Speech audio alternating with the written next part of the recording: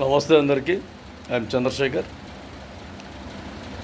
చాలామంది కుటుంబాలలో చిన్న మాటలు ఏదైనా పొరపాటుగా మాట్లాడుకున్న వెంటనే అలుగుతారు. అలగడం అనేది ఎప్పటి నుంచో ఉంది. ఆ అలగడంలో యుక్త వయసులో అలగడం వేరు, ప్రాయం తగ్గిన తర్వాత వృద్ధాప్యంలో అలగడం వేరు.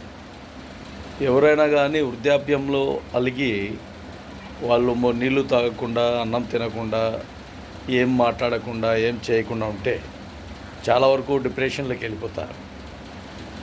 మీరు నిలబడలేరు, కూర్చోలేరు, ఇబ్బందులు గురవుతారు. కాబట్టి ఎప్పటికైనా కూడా ఈ అలగడాలు, ఈ ఎక్కడ ఏం తినకుండా, ఏం తాగకుండా ఉండాలని చేస్తే ఈరోజు ఒక ప్లేట్ భోజనం 100 రూపాయలు.